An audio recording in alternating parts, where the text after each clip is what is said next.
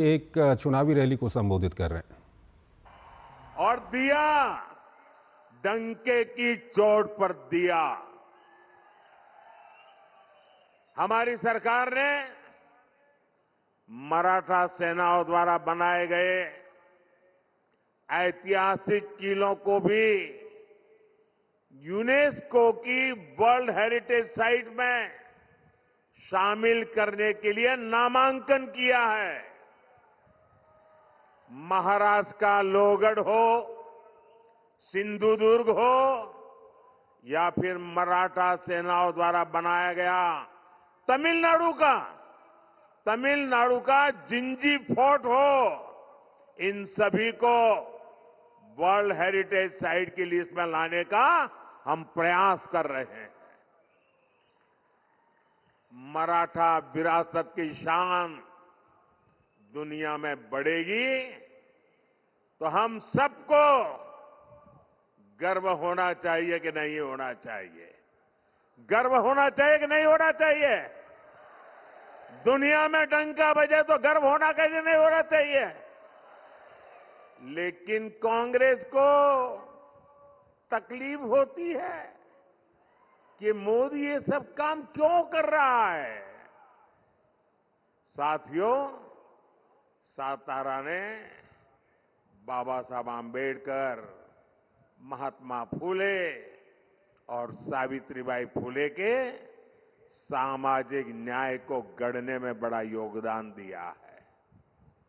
NDA सरकार ने 10 वर्षों में इसी प्रेरणा को सुशासन का आधार बनाया है। आप देखिए, कांग्रेस ने 70 साल में से 60 साल देश पर शासन किया, लेकिन बाबा साहब आंबेडकर संविधान जम्मू कश्मीर पर लागू नहीं होता था।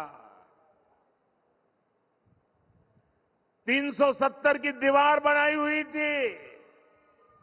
आपके आशीर्वाद से आपके सेवक मोदी ने आर्टिकल 370 को ध्वस्त कर दिया, कब्रिस्तान में गाड़ दिया।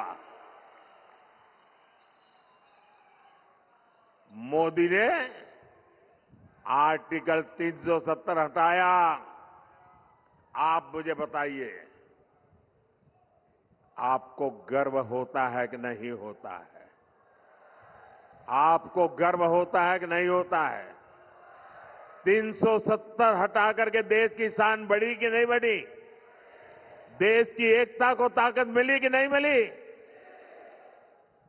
ये गारंटी मोदी ने आपको दी थी और मोदी ने वो गारंटी पूरी कर दी।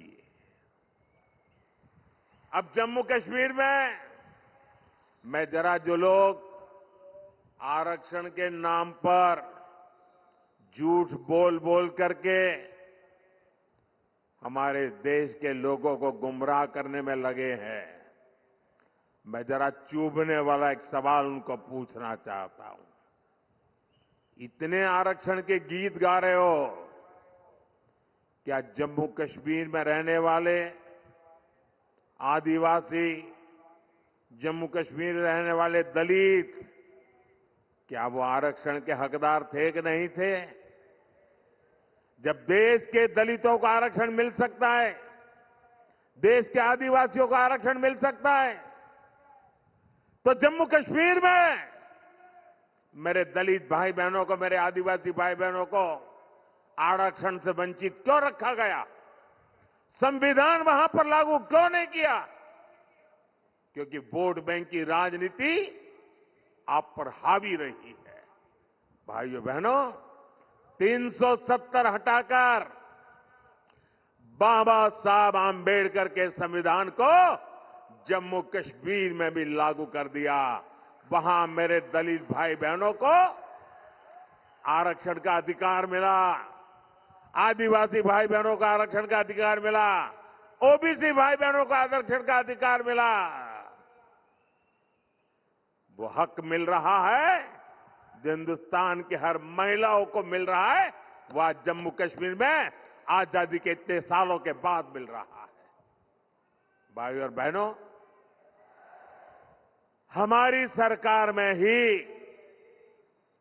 मेरे देशवासियों को मुफ्त राशन, मुफ्त इलाज, पक्का घर, बिजली, पानी, अनगिनत सुविधाएं आखिरी व्यक्ति तक पहुंचाने के लिए मोदी ने अपना पल पल खपाया है।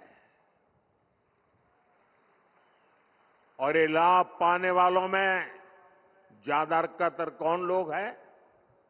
कौन लोग थे जो इन चीजों से वंचित थे?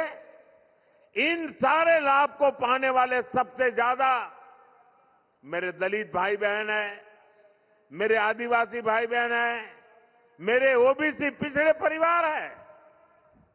अब बीजेपी एनडीए की सरकार इन्हें प्राथमिकता देकर काम कर रही है। साथियों, हमारी सरकार ने ही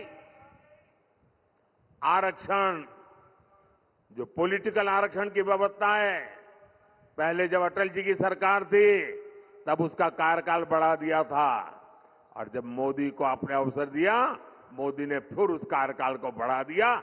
ये हमारा कमिटमेंट है। हमने ओबीसी कमीशन को संवैधानिक दर्जा दिया, लेकिन कांग्रेस के इरादे क्या है, ये हमने कर्नाटका में देखा है।